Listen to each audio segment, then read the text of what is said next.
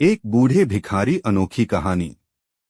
हर दिन एक भिखारी दरवाजे के पास आकर भीख मांगता था और घर का मालिक हमेशा घर के बाहर आते ही उसे देखकर फिर जाया करता। कई बार उसके लिए गालियां भी बकता। वो कहता, तू जिंदा ही क्यों है? पूरी जिंदगी ऐसे ही भीख मांगेगा क्या? धरती का बोझ क्यों बना बैठा है?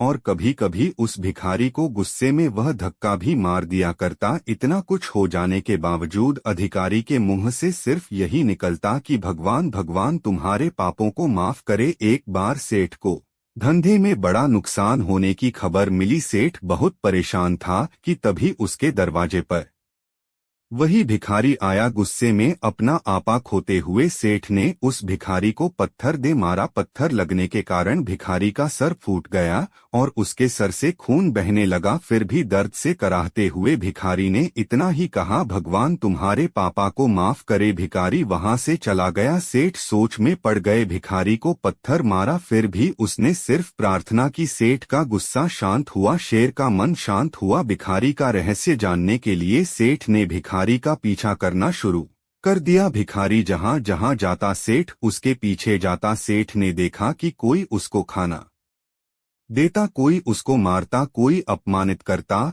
तो कोई गाली देता। लोग भिखारी के साथ चाहे जैसा व्यवहार करते, लेकिन भिखारी सबके लिए एक ही प्रार्थना करता, भगवान तुम्हारे पाप माफ करे। अब रात होने को आई थी। भिखारी अपने घर जाने के लिए लौटा। वो अपने घर पहुंच गया, लेकिन सेठ अब भी उसका पीछा कर ही रहा था। एक पुरानी टूटी हुई खटिया पर एक बूढ़ी औरत लेटी हुई थी, काफी कमजोर और बीमार लग रही थी। वह भिखारी की पत्नी थी। अपने पति को वापस आता देख वह खाट से उठ खड़ी हुई। पत्नी ने अपने पति के भीख वाले कटोरे में देखा, उसमें सिर्फ आधी बासी रोटी थी। उसे देखकर वह बोली, आज बस इतना ही मिला और हाँ, आपके सिर से खून निकल रहा है, ये चोट कैसे लगी? बूढ़ा भिखारी बोला, आज बस इतना ही मिला, किसी ने कुछ दिया ही नहीं, सबने गालियां दी और एक नए पत्थर भी फेंकना, इसीलिए मेरा सर फट गया। एक गहरी ठंडी सांस लेकर बूढ़ा भिखारी फिर से बोला, यह मेरे ही पापों का फल है। तुम्हें याद है कुछ सालों पहले हम कितने अमीर थे? क्या कुछ नहीं था हमारे पास हर चीज जरूरत से ज्यादा थी, लेकिन हमने कभी दान नहीं किया और उससे भी बुरा हमने उस अंधे भिखारी के साथ किया जो हमारे द्वार पर भीख मांगने आया करता था। बूढ़ी पत्नी की आंखों में आंसू आ गए। वह बोली, हाँ, हम उस बेचारे अंधे के साथ बहुत बुरा करते थे, उसका अपमान करते थे, उसे खाने के लिए रोटी की जगह कागज दिया करते, उसका मजाक उड़ाया करते और कभी कभी मारा भी करते। मैंने कभी उसको रास्ता नहीं दिखाए। एक बार मैंने उसके मुंह पर मिट्टी भी फेंकी थी और वह हमेशा दुखी होकर यही कहता कि भगवान तुम्हें तुम्हारे किए की सजा देगा, भगवान तुम्हारे पापों की सजा जरूर देगा। उसका श्राप सच हुआ और हम इस दुख भरी जिंदगी में आ गए। भिखारी बोला, हाँ, उसका श्राप सच हुआ, इसलिए मैं किसी को बद्दुआ नहीं देता। चाहे कोई मेरे साथ कैसा भी बर्ताव करे, मैं हमेशा उसके लिए प्रार्थना करता हूँ। मैं नहीं चाहता कि कोई भी हमारे जैसे जिंदगी का अनुभव करे,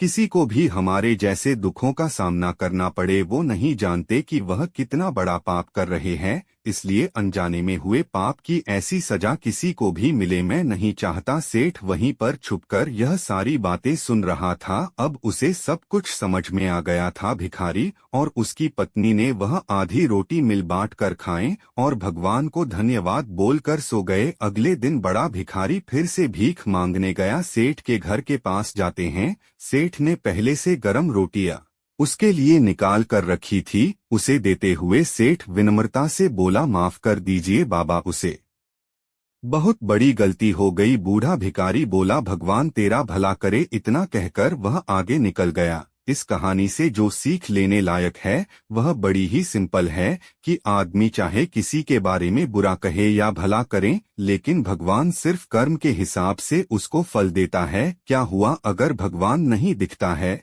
लेकिन यह बात बिल्कुल सच है, उसके खाते में सबका हिसाब बहुत बहुत पक्का होता है। इसलिए जब किसी के लिए कुछ भी करो तो अच्छा ही करो।